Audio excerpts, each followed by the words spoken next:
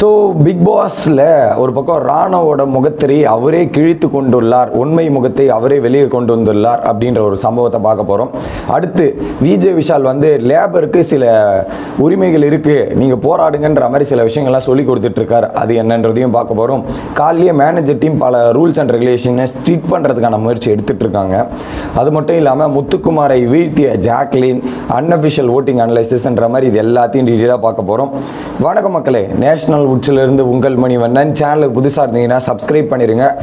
மறக்காமல் அந்த like button இருக்கு இல்லையா, லைக் ப்ரெஸ் பண்ணிடுங்க. நீங்கள் போடுற ஒவ்வொரு லைக்குமே எனக்கு ரொம்ப ரொம்ப யூஸ்ஃபுல்லாக இருக்கும். மறக்காமல் லைக்கை போட்டுருங்க, ரெக்வஸ்ட்டாக கேட்டுக்கிறேன். ஆக்சுவலாக முத்துக்குமாரை வீழ்த்திய ஜாக்லின் என்ன அப்படின்றது பார்த்தீங்கன்னா, நீங்கள் ஹாட் ஸ்டாரில் ஃபேன் ஜோனில் ஒரு கேள்வி கேட்கப்பட்டிருக்கு, ரெட் கார்பெட் வரவேற்பு அப்படின்றது. அதோட மீனிங் என்னென்னா, ஸோ அவங்கள வந்து பார்த்தீங்கன்னா தரையில் நடக்க விட மாட்டாங்க. ஸோ அந்த ரெட் கம்பிலம் போட்டு வரவேற்பதுன்றது ஒரு மிகப்பெரிய மரியாதை மிக்க செயல். அதில் ஒரு 4 பேரோட நேம் இருந்தது, முத்துக்குமார், ஜாக்லின், அன்ஷிதா மற்றும் தீபக். அதில் குறிப்பாக 2 நாளாக கடுமையான போராட்டம் நடந்துட்டு இருந்தது. முத்துக்கும் ஜாக்லினுக்கும் ஒரு 1% தான் ஓட்டு டிஃப்ரென்ஸில் ஜாக்லின் லீடிங்கில் இருந்தாங்க.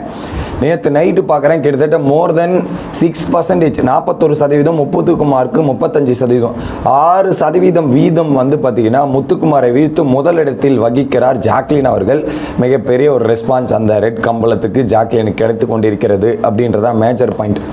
அடுத்து 2வது ஒரு கேள்வி கேட்டிருந்தாங்க நேற்று நைட்டு. என்னென்னா, நேற்று மேனேஜ்மெண்ட் டீம் போட்டது ரூல்ஸ் எல்லாம் சரியா தவறா கரெக்டாக இருக்கா அப்படின்னு கேட்டிங்கன்னா, 75% 85% நினைக்கிறேன். எனக்கு தெரிஞ்சு 85% வந்து மேனேஜ்மெண்ட் கரெக்டாக தான் பண்ணிட்டுருக்காங்க.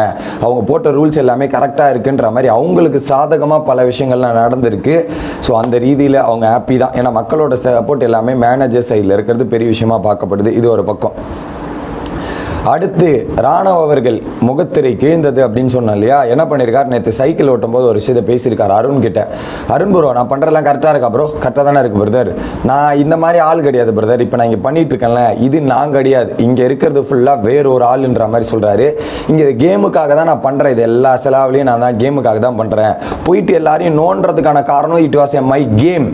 நான் இப்படி கிடையாது, வெளியில் நான் இந்த மாதிரி இருக்க மாட்டேன், என்னோட ரியல் கேரக்டரே வேறு, கேமுக்காக தான் முழுக்க நான் பண்ணிட்டுருக்கேன் அப்படின்ற மாதிரி சொல்கிறாரு. அதுக்கு ஒரு பாயிண்ட்டுக்கு மேலே வெளியே எவனா தான் போடா இப்படி எப்படி போடா இதை சொல்கிறாரு. ஒரு அருண் கிட்ட தெளிவாக சொல்கிறாரு, போடா இப்படின்னு சொல்லி அதை சொல்லி முடிக்கிறாரு. நான் தான் சொன்னேனேங்க, யதார்த்தமாக அவர் தெரிஞ்சு தாங்க பண்ணுறாரு, இல்லை இன்னசென்ட்லாம் கிடையாது. ராணுவ இன்னசென்ட் நீங்கள் நம்பினீங்கன்னா நம்மளை ஏமாத்துறாரு நமக்கு அர்த்தம். ஏன்னா அவர் கிளியர் கட்டாக தெளிவாக எல்லாத்தையும் பிளான் பண்ணிட்டு வந்திருக்காரு.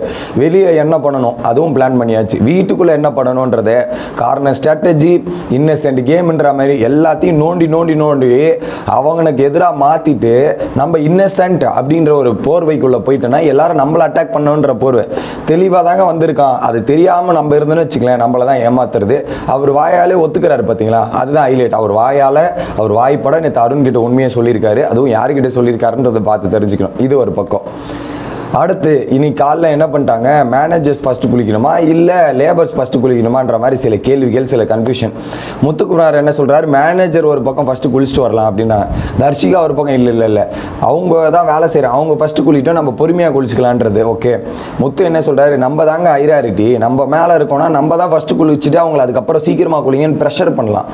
நம்ம தான் ஃபஸ்ட்டு குளிச்சுட்டு வரணுன்ற மாதிரி ஹெவி டிபேட்டு போய் அதுக்கப்புறம் ஒட்டுமொத்த வீடுமே வந்து நம்ம ஃபஸ்ட்டு குளிச்சுட்டு வரலான்ற மாதிரி அக்ரி பண்ணி இது ஏற்றுக்கிட்டாங்க அப்படின்றது தான்.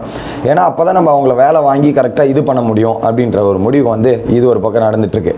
அடுத்த ரூல் என்னன்னா, இன்றைக்கி அந்த பெஸ்ட் அண்ட் ஒஸ்ட்டை எக்ஸிக்யூட் பண்ணிடுறோம். நேற்று நைட்டே வந்து அந்த ஒஸ்ட் பெர்ஃபார்மர் இம்ப்ளிமெண்ட் ஆயிடுச்சு. ராணுவ ரூலை மீறிட்டான், வந்து பாத்திரம் கழுவிட்டான்.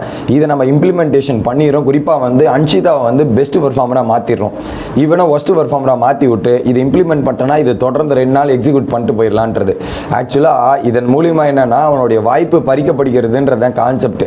அதை ஒரு பக்கம் லேபர்ஸ் டீம் அக்ரி பண்ணி ஏற்றுக்கிட்டாங்க. அதை அழகாக கன்வின்ஸ் பண்ணது முத்துக்குமார் தான் கிரெடிட் கொடுக்கணும். கன்வின்ஸ் பண்ண மாட்டேன்னும் போது அந்த அன்ஷிதா அந்த இடத்துல கன்வின்ஸ் ஆகிட்டாங்க பாரு, அங்கே தான் ஒரு செக்மேட் வச்சுது. அந்த செக்மேட்டில் ட்ராப்பில் மாட்டிக்கிட்டாங்க ஒர்க்கர்ஸ் டீம். ஒன்றுமே பண்ண முடியாது. அந்த ட்ராப்பை எப்படி பிரேக் அவுட் பண்ணி வராங்கன்றதான் குரூஷியல் ரோல். ஆனால் தெளிவாக ப்ளே பண்ணுறாங்க தான் சொல்கிறேன். நிறைய செக்மேட்டுங்க. நேற்று ஒன்று கேட்டால் லேபர்ஸோட உரிமை தான் அது. லேபர்ஸோட யூனியன் மேனேஜர், யூனியன் லீடர்ன்றது எது, அது எந்த ஏரியாவில் இருக்குது, லேபர் ஏரியாவில் இருக்குது. அதில் எப்படி மேனேஜர் கொண்டாட முடியும்னு பாயிண்ட் ரைஸ் பண்ணால் முடிஞ்சு போச்சு. சார் உங்கள் ரூலை ஒன்றா போட்டுங்க, அது உங்கள் ஏரியாலே இல்லை, லேபர் ஆஃபீஸ் லேபர் ஏரியாவில் இருக்குது, யாருக்கிட்ட கேட்குறீங்க அப்படின்ற மாதிரி நேற்று யாராவது ஒரு பாயிண்ட்டை பேசியிருந்தா முடிச்சு விட்டுருப்பாங்க அந்த இடத்துல. வேலிடான பாயிண்ட், உன் வீட்டில் இருக்கிறது நீ ரூல்ஸ் பண்ணலாம் சார், என் இடத்துல இருக்கிறத நீ எப்படி ரூல்ஸ் போடுவேன் அப்படின்ற மாதிரி முடிக்கலாம் அந்த இடத்துல. அது பண்ணியிருந்தா வேற மாதிரி இருக்கும். அது அழகாக முத்துக்குமார் கேம் ப்ளே பண்ணி எடுத்துகிட்டு போயிட்டார் அப்படின்றதான் மேஜர் பாயிண்ட். அடுத்து என்ன பண்ணுறாங்க, சில பேர்லாம் என்ன பண்ணுறாங்கன்னா இந்த கேமில் ஸோ அந்த ஸ்வாப் பண்ணுறாங்களே, ஸ்வாப் பண்ணுறது சைக்கிள் ஓட்டுறதுனா அவங்க இஷ்டத்துக்கு பண்ணக்கூடாது. இங்கே எல்லாருமே அவங்களுக்கு இஷ்டமாக அவங்களுக்கு ஃபேவரபாக நடக்குதுன்ற மாதிரி ஜாக்லின் சொல்கிறாங்க முத்துக்குமார் கிட்ட. அதை ஸ்ட்ரிக்டாக இன்னைக்கு அனௌன்ஸ் பண்ணுறோம், ஸ்ட்ரிக்டான ரூல்ஸ் போட்டுருவோம், அவங்க இப்படிலாம் பண்ணக்கூடாது, நம்ம சொல்கிற ஆள் தானே பண்ணணும், அவங்க இஷ்டத்துக்கு போயிட்டு அவங்க கம்ஃபர்டபுளாக பண்ணால் இது எப்படி நியாயமாக இருக்கும்ன்ற மாதிரி முடிவு எடுத்திருக்காங்க. அது எனக்கு ஃபேராக தான் படுது. அந்த முடிவு எப்படி போகுதுன்னு பார்க்கலாம். குறிப்பாக ஸ்ட்ரிக்ட் பண்ணுவோன்ற மாதிரி ஒரு டிஸ்கஷன் போய் முடிஞ்சிருக்கு. ஓகே, இதெல்லாம் காலைல நடந்த விஷயங்கள். இன்னொரு பக்கம் அன்அஃபிஷியல் ஓட்டிங் அனலைசிஸில் யார் அப்படின்றது பார்த்தீங்கன்னா, அதுக்கு முன்னாடி ஒரு விஷயத்த சொல்கிறேன். மிட் வீக் எவிக்ஷன் கேன்சல் ஆகிருச்சு அப்படின்ற தகவல் வருது. கேட்டால் ரீசன் கேட்டால் நல்லா இருக்குங்க. நல்ல ரீசன் என்னென்னா, தர்ஷிகாவோட பர்த்டே வருது. அதனால் 12ஆம் தேதி வருதான் நாளைக்கு. தர்ஷிகாவோட பர்த்டே இல்லை, ஒரு பர்த்டேக்கு ஒரு எலிமினேட் பண்ணால் எப்படி இருக்கும், அது இல்லை பர்த்டே மூலிமா விஷால் சர்ப்ரைஸ் பண்ணால் எங்களுக்கு கண்டென்ட் வரேன்ற மாதிரி பிளான் பண்ணியிருக்காங்க போல். இப்படி ஒரு நியூஸ் சர்க்குலேட் ஆகிட்டு இருக்கு, அதையும் உங்ககிட்ட கன்வே பண்ணிக்கிறேன். ஸோ முதல் இடத்தில் அன்அஃபிஷியலில் பவித்ரா, ஆனால் அஃபிஷியலில் வந்து பார்த்தீங்கன்னா ஜாக்லின், இது சௌந்தர்யா, பவித்ரா, ஜாக்லின் அப்படின்னு சௌந்தர்யா, ஜாக்லின் மற்றும் பவித்ரா அப்படி தான் இருக்குது. ஸோ 22.59%, 78,972 வாக்குகள். ஸோ பவித்ரா தொடர்ந்து முன்னிலை, குறிப்பாக ராணுவ மற்றும் முத்துக்குமாரோட ஃபேன்ஸால் தான் தொடர்ந்து முன்னிலை வகிக்கிறார் அப்படின்றது புரியுது. அடுத்து சௌந்தர்யா 19.98, 69,000 வாக்குகள், கிட்டத்தட்ட 9,000 வாக்குகள் டிஃபரன்ஸ் இருக்குது. பட் சௌந்தர்யா வந்து போன வாரம் அடி ஹெவி, இந்த வாரம் கொஞ்சம் யூனிக்காக பண்ணணுன்ற நிறைய விஷயங்கள் பண்ணுவாங்க. பட் நேற்றுல அந்த ஒரு பாயிண்ட் மட்டும் பேசி ஒரு இடத்துல மட்டும் பெருசாக தெரிஞ்சாங்க, மற்ற எதுவுமே தெரியல. ஜாக்லின் 9.92, 34,000 வாக்குகள், கிட்டத்தட்ட பாதிக்கு பாதி இருக்காங்க. ஸோ பாதி டிஃபரன்ஸ் இருக்குது ஜாக்லினுக்கும் சௌந்தர்யாக்குமே. ஸோ கிட்டத்தட்ட ஜாக்லினோட இன்னும் பெருசாக எதிர்பார்ப்பு இருக்குது. ஃபயர் அப் மோடில் வருவாங்கன்னு நினைப்போம், பார்க்கலாம் வெயிட் பண்ணி. நேற்று அவங்களோட கண்டென்ட் பெருசாக 1 ஹவரில் வரல. அடுத்து அருண்குமார், எங்கேயோ இருந்த அருண் பாட்டம் 3ல இருந்து டப்புன்னு 4வது இடம் வந்திருக்காரு. 32,000 வாக்குகள், கிட்டத்தட்ட 9.94, 2,500 வாக்குகள் தான் டிஃபரன்ஸ் இருக்குது ஜாக்லினுக்குமே அருணுக்குமே. ஏன்னா நேற்று கண்டென்ட் த ஷோ ஸ்டீலர் அப்படின்றது சொல்லலாம் அருண் தான்.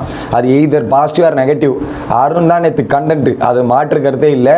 அதுக்கு ஏறதான் செய்யும். அதுக்கப்புறம் அன்ஷிதா 8.47, 29,502. ஓகே, இவங்க 2 பேர் வந்து எல்லோ ஜோனில் இருக்காங்க. அருண் மற்றும் அன்ஷிதா வந்து எல்லோ ஜோன் வச்சுக்கலாமே, இவங்க 2 பேர். அடுத்த இருக்கிற 4 பேருமே டேஞ்சர் ஜோன் தான் மக்கள். எல்லாருமே 7 இருக்காங்க.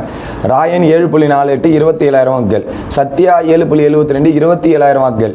7.58, 26,000 வாக்குகள். கிட்டத்தட்ட 500 ஓட்டுகள் வித்தியாசத்திலேயே பார்த்தீங்கன்னா ராயன், சத்யா, தர்ஷிகா வந்து டேஞ்சர் ஜோனில் இருக்காங்க. ஓகே, அதை விட பள்ளத்தாக்கில் விழுந்து last zone, end zone, danger ஜோன்லேயே எண்டு பிளேஸில் 6.49, 22,666 தர்ஷிகா இருக்காங்க.